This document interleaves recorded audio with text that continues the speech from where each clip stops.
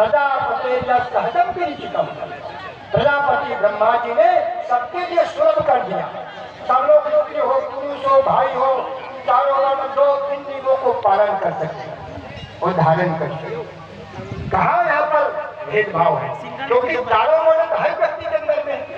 इसलिए भाइयों बहनों, हम लोग आयुष्य मग्रम प्रतिमुंत शुभ्रम यज्ञोपवीतम बलवस्तु तेजा, यह आयुर्वर्धक है, स्फूर्तिदायक है, बंधों से छुड़ाने वाला है और ये परम पवित्र है, बल देने वाला, तेज वाला है। इसलिए यज्ञोपवीत में 9 देवता है तो 9 गुण भी है इसमें। कौन कौन से गुण है इसमें? 9 गुण: अहिंसा, सत्य, अस्तेय, तितिक्षा, अपग्रह, संयम, आस्तिकता, शांति, पवित्रता, ये 9 गुण। इसके साथ और 9 गुण क्या है? हृदय से प्रेम, वाणी में माधुर्य होना चाहिए। एक गुण आपके जीवन में आना चाहिए, तब तो यज्ञों को धारण करिए, होना चाहिए, नहीं तो लोग दुष्कारे जाएंगे। अरे यार यज्ञों को इसके गायत्री लोग जब करते क्या क्या बोलता है भाई? शराब की दुकान में लाखों लोग जाते, उसको कुछ नहीं बोलेंगे, परंतु इसी पीला ड्रेस धारण करके जाइए, तिलक लगा करके जाइए, दूसरों को नहीं कहेंगे। पीला ड्रेस वाले जरूर कहेंगे जमाना बदल गया भैया, पंडित लोग देखो बिगड़ गए, देखो तो अब हजारों लोग रोज पी रहे, उसको नहीं कहेंगे, परंतु इस ड्रेस में जाइए।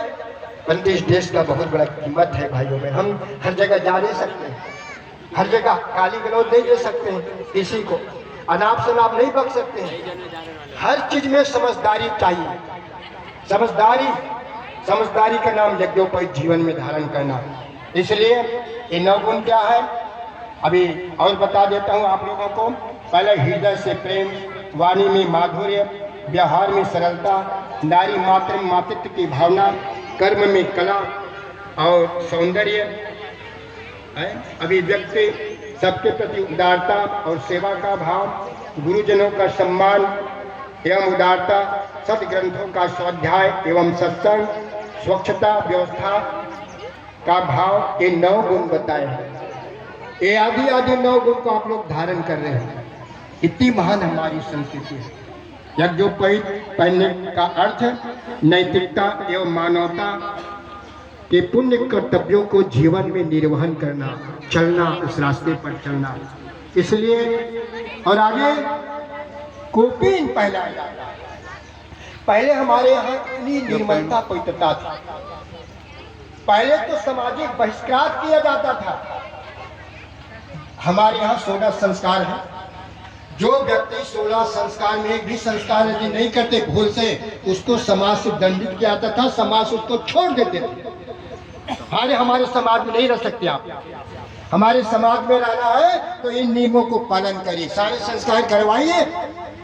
और आज हम लोग जो पिछड़े वर्ग लोग, दलित लोग, जो हम लोग आज मानते हैं ना, उसी जमाना से जो प्रताड़ित लोग हैं, जो छूटे हुए लोग हैं, जो अभी तक बेचारे भोग रहे हैं, उस जमाना से छूटे हुए लोग हैं। परंतु ऐसे कोई बंधन नहीं है। सबको यज्ञोपवीत धारण करने का अधिकार वेदों ने दिए, शास्त्रों ने दिए। इसलिए भाइयों बहनों, यहाँ पर परम पूज्य गुरुदेव जी ने कहा है हम सबको गले लगाएंगे। यहाँ कोई यहाँ पर पिछड़ा वर्ग नहीं, सब एक ही वर्ग है। मानव मात, जोर से बोल दीजिए, मानव मात, ये है ना। इसीलिए यज्ञोपवीत संस्कार हो रहा है। हम सब भाई हैं, मानव मात्र के लिए काम हो रहा है। धरती माता के कल्याण के लिए, संस्कृति माता के कल्याण के लिए, अपने पूर्वजों, अपनी देवी देवताओं के बताए हुए रास्ते पर चलने के लिए भाइयों बहनों ये कार्यक्रम हम लोग कर रहे हैं। पहले गुरुकुल आरण्यक में मेखला कोपिन दिया था। मेखला कोपिन क्यों? कोपिन यानी लंगोट, ताकि अपनी प्राण शक्ति को, जीवनी शक्ति को हम लोग बचा के रखें, ब्रह्मचर्य का पालन करें। सूत्र यानी तंदुरुस्त जीवन है ना, तंदुरुस्त जीवन कमर में बांधते हम लोग।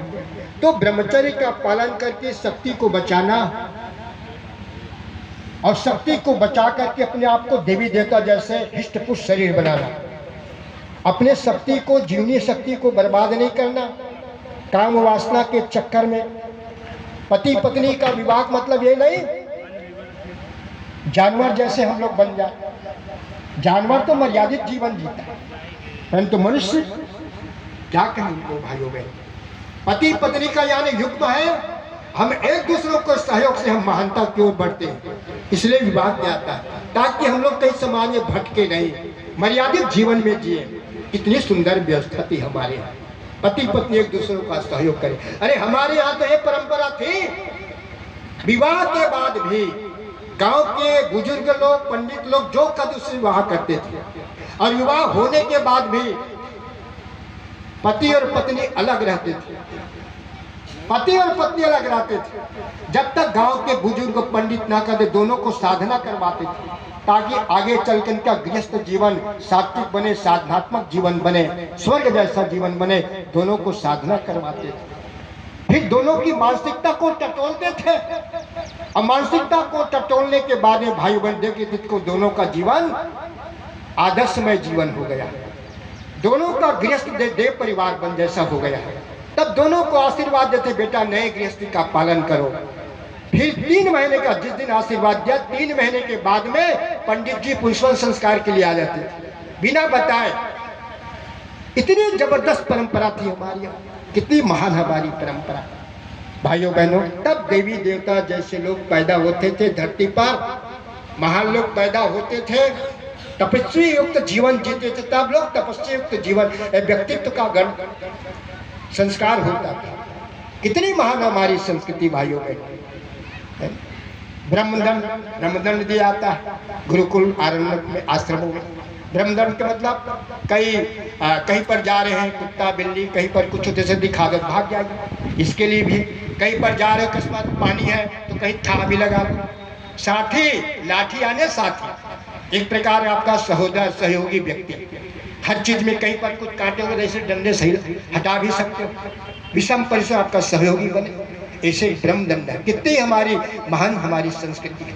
उस संस्कृति को बताने के लिए परम पूज्य गुरुदेव जी का एक बहुत बड़ा अभियान, एक आंदोलन, उस आंदोलन के एक अंग बन रहे हैं भाइयों बहनों। मनुष्य में देव धरती पर स्वर्ग, ऐसी ही धरती पर स्वर्ग आएगा जब हर बड़े लोग अपने छोटे लोगों को गले लगाएंगे।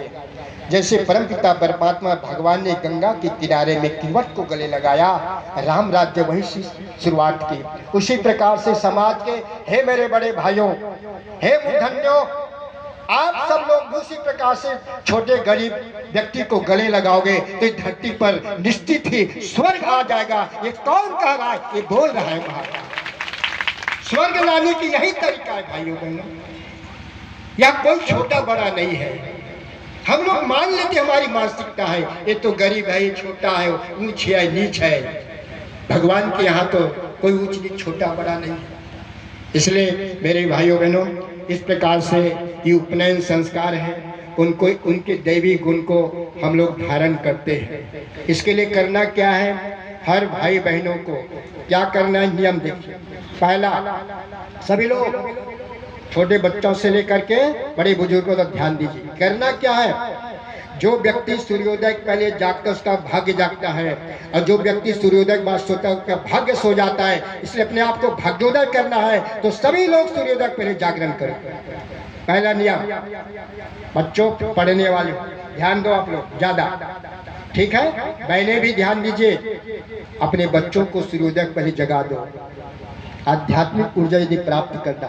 दूसरा नियम, जागरण करने के बाद में ऐसे बिस्तर बैठ जाइए जैसे हम आप लोग बैठे, कहीं उठना नहीं, बैठ जाइए। उस भगवान को धन्यवाद दीजिए, एक बार गायत्री मंत्र बोल लीजिए, हे भगवान, आज मेरा नया जन्म हुआ है, मैं ऐसे समाज में कोई घृत कार्य ना करूं जिससे समाज में मुंह दिखाने के लायक न रहूं, जिससे मेरा समाज कलंकित हो, मेरे पूर्वज कलंकित हो, ऐसा घृत काम मैं ना करूं भगवान। उस भगवान को धन्यवाद देते हुए एक बार गायत्री मंत्र बोल लो, साक्षी कर लो।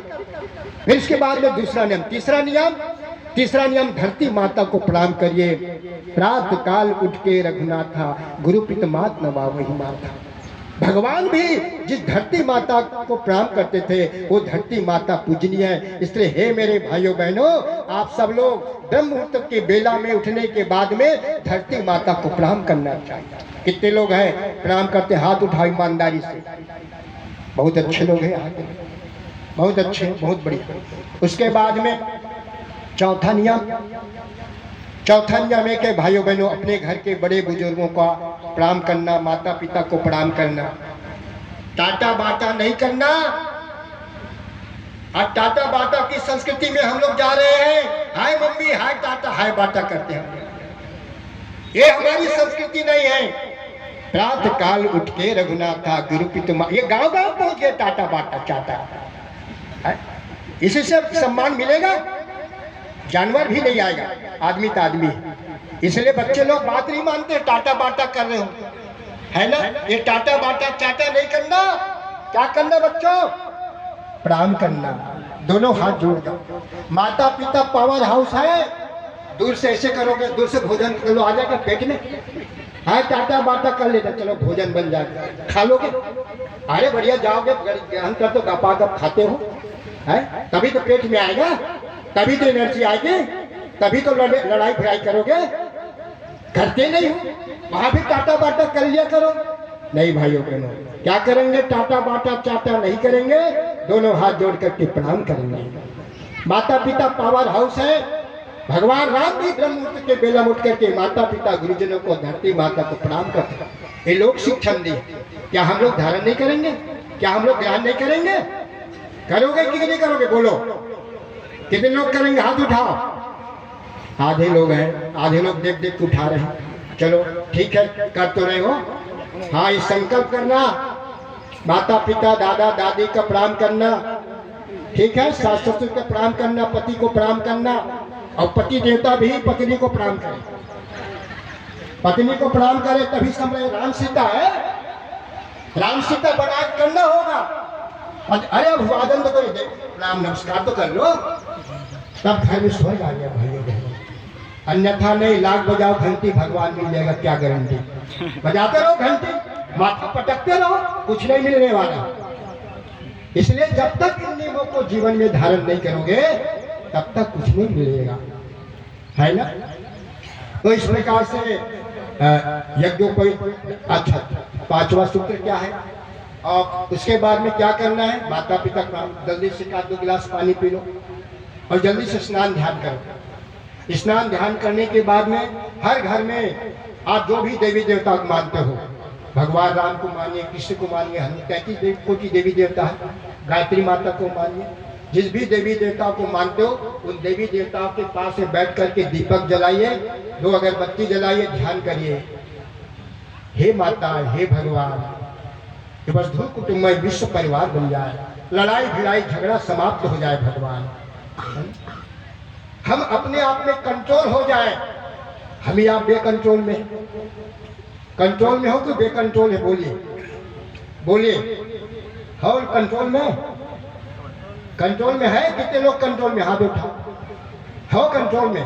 लड़ाई देखिए, जो कंट्रोल में घर में लड़ाई भिड़ाई झगड़ा बंद, और बेकंट्रोल वाले लोग हाथापाई शुरू कर देते हैं। सब्जी में नमक हो गई तो पत्नी को चांटा मारना शुरू कर देते हैं। ये कहाँ कंट्रोल में भाई है? नहीं नहीं, हम लोग कंट्रोल में, कंट्रोल बनना है। कोई बात नहीं, समझदारी देवी नमक नमक डाल दीजिए, ये समझदारी जीवन में आना चाहिए, है ना? ये 5वां गुण। एक पूजा करिए, पूजा करने के बाद में भाइयों बहनों अभी का समय बातचीत न करो, कोई भी भाई धीरे से